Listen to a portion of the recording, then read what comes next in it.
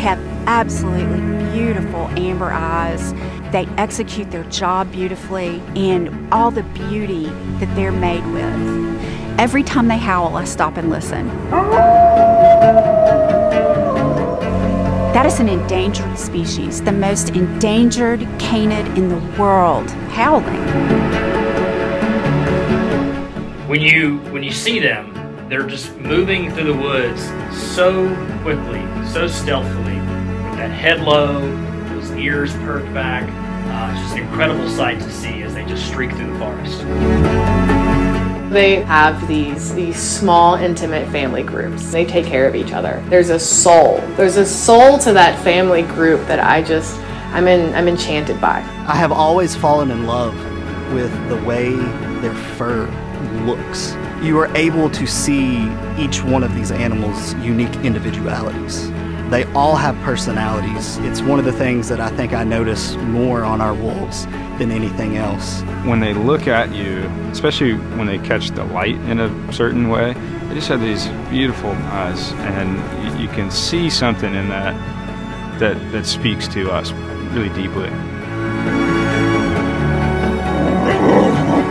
The red wolf historically would have lived right here in Hamilton County. They are the only true wolf native to North America and living in the southeast, meaning they would have been right here in our own backyard. When the settlers came over from Europe, they brought with them a lot of stories about, like Little Red Riding Hood, the Three Little Pigs, and the bad guy's always the wolf. People innately have a fear of wolves. So early on, when the settlers came over here, there was an immediate fear of the animals and all the people that were on the land. So naturally, when you have fear of something you don't understand, you attempt to exterminate it or eliminate it and take it out of the way. The American red wolf was the only native canid to the southeastern United States. Their historical range, as far as we know, extended all the way from southern New Jersey down through Florida and as far west as Louisiana and the Gulf Coast of Texas. When settlers came, there was a natural fear of wolves. There was a natural fear of apex predators in general. The apex predator is the top animal in the food chain. In that era, people thought that apex predators should be exterminated. When colonials arrived, they really took it upon themselves to vanquish the entire eastern seaboard of anything that gave them any sort of competition or run for their money. We have some historical records showing, disgusting levels of mass killings of wolves, offering prices for any wolf head or wolf tail a trapper could bring. With that innate fear of wolves, right here in Hamilton County, Chattanooga was not immune from that. We do have historical documents of Hamilton County offering bounty on red wolf pelts. And if you brought the hide in, they would pay you for that hide. That was a really, really limited understanding of what predators and predator species really bring to the environment and the critical importance they play on the landscape. And it wasn't until the 1940s and 1950s that we really started to take notice that these animals had just totally disappeared and they were gone. No one could find them anymore. We caused this animal to go into extinction. We need to fix the damage we did. So in the 50s and 60s, they started trapping as many of the wild wolves as they could find to bring them into captivity and begin the Red Wolf Recovery Program. One of the most fundamental policies, most fundamental law that guides the conservation and recovery of red wolves and other critically endangered species is the Endangered Species Act. This was really a monumental piece of legislation that for the first time recognized that organisms and animals and plants beyond our own selves, human beings, were important to our own well-being and were important to conserve for their own intrinsic value. So we have over 40 breeding facilities that steward red wolves with the intent of getting these animals out into the wild. And one of those places is in Chattanooga, Tennessee. The Red Wolf Recovery Program here at Reflection Riding is a way for us to attempt to help rectify that injustice that was done by hunting those animals. So we went from a founding population of 8 individual wolves just after 25 to 30 years to a population of between 130 and 150 individual animals. Right now, the only place in the entire world you can find an American red wolf in the wild is in northeastern North Carolina. It is the only recovery area that we have as of right now. We've continued to experience this downward trend in the population over the past 6 years, where Fish and Wildlife Service has simply been hands-off, allowing the population to continue to decline and no longer releasing wolves from captivity.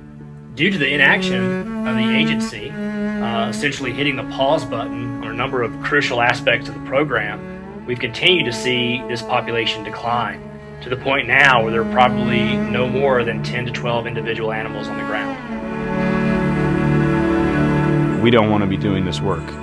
We don't want these wolves in captivity. The intention here is to bring that population up, reintroduce them on the landscape, and then let that population be self-sustaining.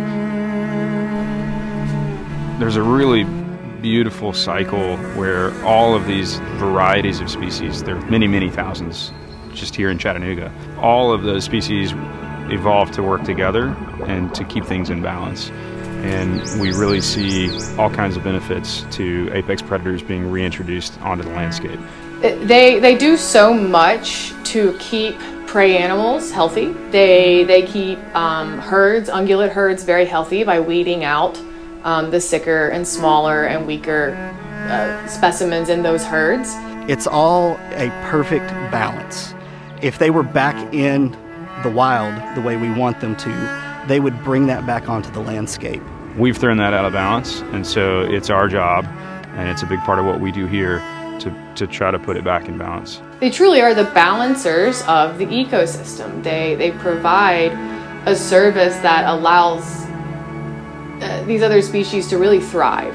I'm of African American as well as Native American descent. And the Native Americans believe that all beings are connected spiritually, so in that honor there was respect there, so they knew that you didn't throw off the balance. In African and Native American history as well, when they did have to go out and kill an animal or something along those lines, they kind of did like a ritual with it and celebrated and gave peace and gave thanks. If you study into both of the histories, they both were very spiritually connected to the land, knowing that there is a link between all things and everything is important and plays a crucial part. Is it possible for humans and wolves to live side by side? And I mean, resoundingly yes. I think red wolves frankly make it even easier because they're so reclusive. If you take that apex predator out, then we have too many deer. And then the deer browse all the trees. And then the songbirds leave. And then we have wash because we have erosion because the trees aren't there to keep the land stable. And that's going to cause problems for our water. The Tennessee River is one of the dirtiest rivers in the world. We know that now. It's one of the most polluted with microplastics in the world. If we look at the astounding freshwater biodiversity in the Chattanooga area, and we imagine an apex predator back on the land, you can imagine how much more healthy the Tennessee River might be if you had red wolves on the landscape. So we've experienced the cusp of success for this program. Dramatically so. We've gone from 17 known animals in the entire world to over 130. So we have the experience, the knowledge, the science, the history that has allowed us to reach success. Now is the time to embrace that again, to really have a renaissance of thought going into this program, to get this program back on track.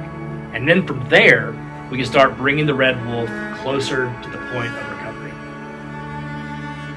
We would really like to see a network across the Southeast of federal land holdings or protected lands where these wolves could really make their homes and have some sort of safety and security on protected lands, and then use corridors to disperse and travel between the packs and really do that genetic swapping that you would see on the natural landscape if there were enough animals to do so.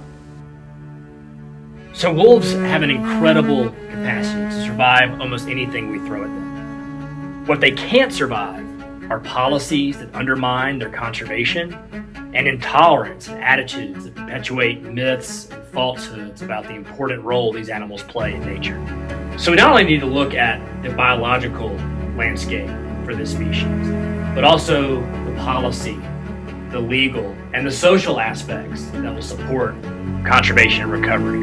So it's my hope that by the time my kids are my age, that we will have at least 3 thriving populations of red wolves in the southeast, and that I will be able to take my grandkids out and hear wolves howl in the wild again. I remember when I was 8 years old and I first learned what a red wolf was. And I remember feeling this really overwhelming sense of pride. One hope for the future would be that this species is around long enough for more little girls like me to find them and feel that overwhelming pride and happiness that a magnificent, incredible species was thriving. We know that we can live with the red wolves and amongst any animals because my ancestors did it. We envision a time in which people learn about the ecosystems, they learn how to manage their own land in a way that's restorative for all of these different species. Our own survival depends on all of the services that the ecosystem provides to us. Let's end this program with the red wolves. Let's get these animals back out on the landscape so that we don't have to do this work anymore. For this species, what success looks like is recovery. These animals thriving on their own accord. But we have to do the hard work now. We have the tools, we have the knowledge, we have the resources to get these animals back on the ground where they belong, to get back towards that future where we don't have to do this work anymore.